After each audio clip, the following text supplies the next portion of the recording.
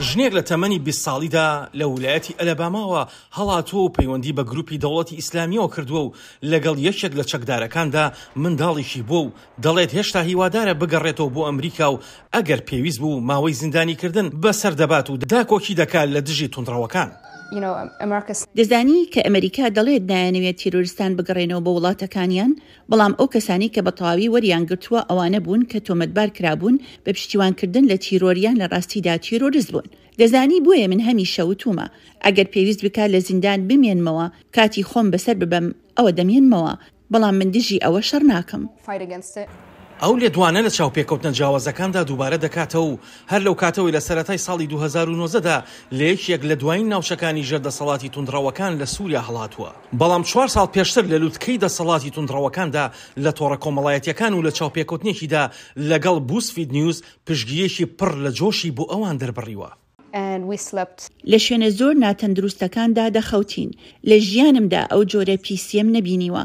100 ژن و 2 هێندەی زیاتر منداڵ هەبوون لە ناوەوە ڕاکەڕاکەیان بووە، ژاوەژاوێکی زۆر و جێگەی پیس و پۆخەڵ.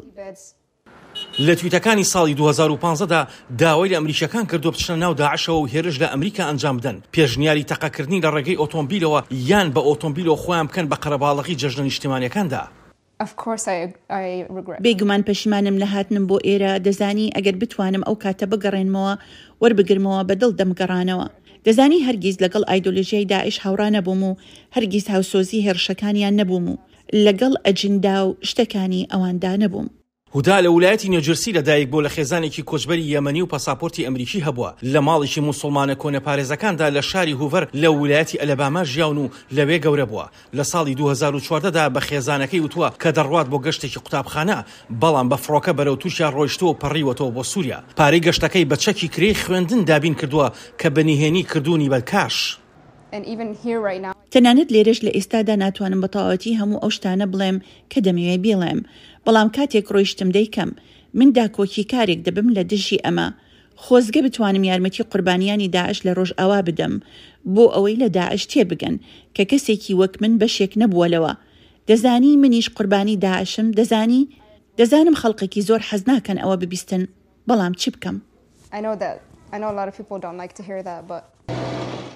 تاکە ڕێگای ڕزگاربوون هاوسەرگیری بووە لەگەڵ یەکێک لە چەکدارە توندڕەوەکاندا. لە کۆتاییدا هاوسەرگیری کردو و 3 جار هاوسەرگیری کردووە. 2 هاوسەرەکەی یەکەمی لە نێوانیاندا باوکی کوڕەکەی لە شەڕدا کوژراون. ئەو گروپە توندڕەوە کە بە داعشش ناسراوە چیتر هیچ خاچێکی لە سووریا و عێراق لەژێر دەسەڵاتدا نەماوە، بەڵام بەردەوامە لە هێرشە لە ناکاوەکانی لە خودی کەمپەکانیشدا لایەنگریان هەیە.